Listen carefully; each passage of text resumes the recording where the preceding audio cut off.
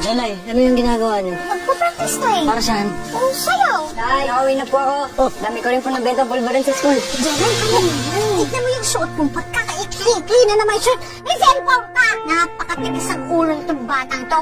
Nay, may kachat daw yan. Uy, kachat? Nay, ikaw napakatigas ang ulo. Nay, tignan ko. Nay, akin na yung cellphone mo. Akin na yung cellphone mo. Uy, Marilo! Jalay, ikaw, kapag kinakausap kita, huwag mo akong tatalikuran. Mahina itong batang to. Yan ang natututunan mo sa cellphone mo. Mambastos! Kayo naman muuunan ng bastos ha. Pinahiya niyo ako kanina sa kaibigan ko. Eh, hindi naman tayo magkakaganito kung sumusunod ka sa akin. Wala na akong ginawang tama. Sana hindi na lang ikaw naging nanay ko. Marilo, tama na! Nay! Nay! Bakit? Wala na po mga damit ni Jelay. Ano po kayo nag-layas na si Jelay, no? Nay! Nawawala dito si Jelay?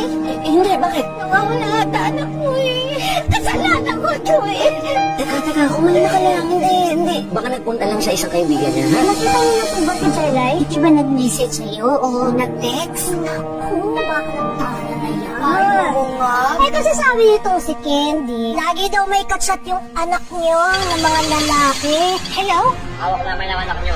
150,000 kapalit ang anak niyo. Hindi ko alayanin kapag may nangyari sa kanya. Sis. Ano nagsusuot? Sa kanya ako magpapaliwanag. Mayroon mo naman ako ng dumi. Nanginit kasi ako mamaya, yung ka-texay ko. Hindi mo ba alam na yung pamilya mo ay nang alam na sa'yo? Tapos ano pa talaga yung blind date mo? Jelay. Ngayon, sa tayo mo sa gusto, uuwi ka! Pagod na kami ng kahanap sa'yo! Tapos kung sino-sino lang kinikita mo, sinabi ko hanapin niyo ako! Hindi naman ako bahala! Yan ngayon ang ugali ng karamihan tao. Kasama na dyan yung mga bata. Masuwayin sa mga magulang. Sa mga huling araw, itong ating panahon na ito, tayo mabubuhay sa panahong mapanganib. Mapanganib ngayon eh. Ang unang-unang dahilan ng panganib ngayon, ang tao magiging maibigin sa sarili, maibigin sa salapi.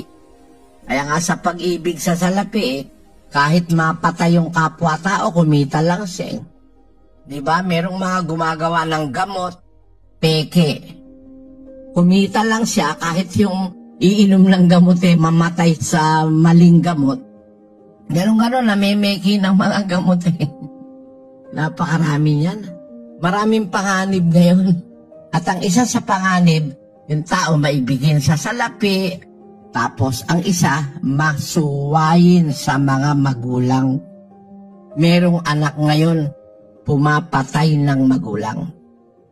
Yung nakita ko lang sa internet na pinakita sa akin, may nakita ako doon sa isang computer shop. Tinatawag nung magulang yung anak, siguro para kumain o para umuwi. Abay, nagalit yung bata, pinagsusuntok yung nanay niya. Hindi ka ako nito. Wala kang utang na loob sa magulang mo dahil lang sa computer. Ang nanay mo, susuntukin mo.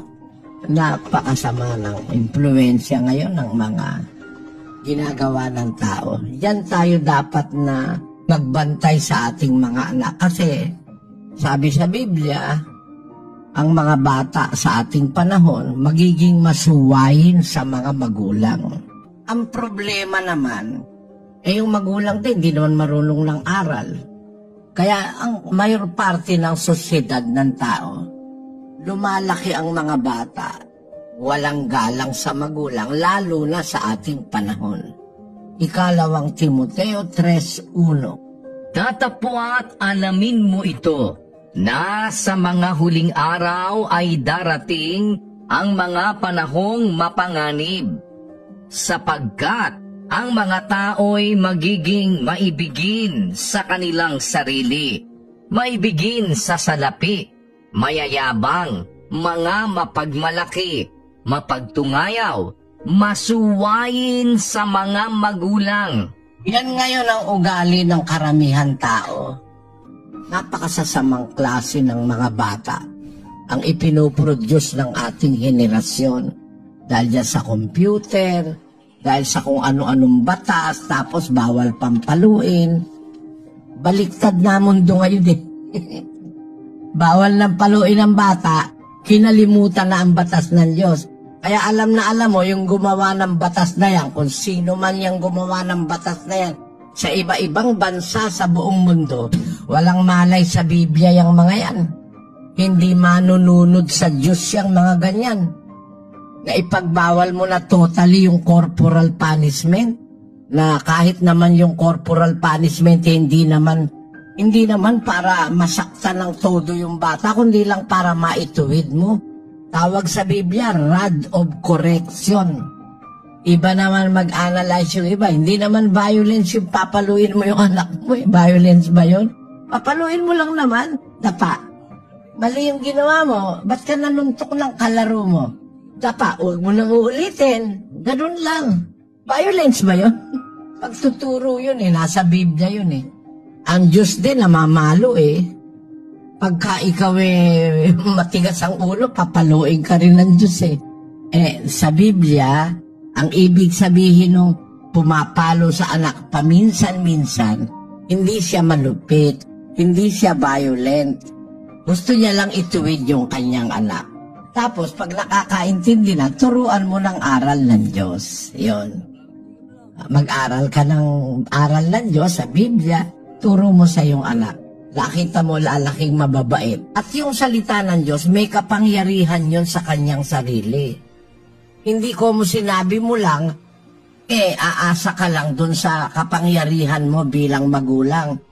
Yung salita ng Diyos, meron yung kapangyarihan sa kanyang sarili na ang salita na yon pwedeng mapenetrate noon ang puso ng bata para matanim yun sa kanya. Kaya ang sabi ng Biblia, turuan nyo sila ayon sa saway at aral ng Panginoon. Huwag kayong laging galit sa bata. Kung halimbawa, may ginawang mali, pinalo mo, ipaunawa mo na kaya kita pinapalo. Anak, ayaw kong lumaki kang magnanakaw, ayaw kong lumaki kang swail, ayaw kong lumaki ka sa barkada dahil mahal kita. Pag naunawa ng bata, mahal mo siya, hindi siya magagalit sa'yo. Mapapamahal ka sa anak mo. Yung kasi naranasan ko sa buhay Nakita ko ang intensyon ng aking mga magulang sa pagtuturo sa amin pagka kami mali.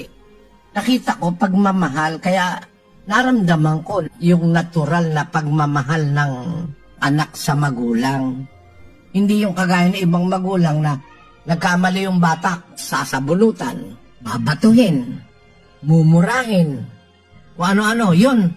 Para bang hahamunin mo, subukan mo. Eh yung bata, pagka medyo napapahiya, talagang susubukan nun na lumaban sa'yo. Sabi sa Biblia, ganon, huwag ninyong ipamungkahi sa galit ang inyong mga anak.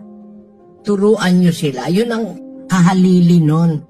Na kung halimbawa, imbis kagalitan mo, ang ihalili mo, turuan mo ng aral at saway ng Panginoon.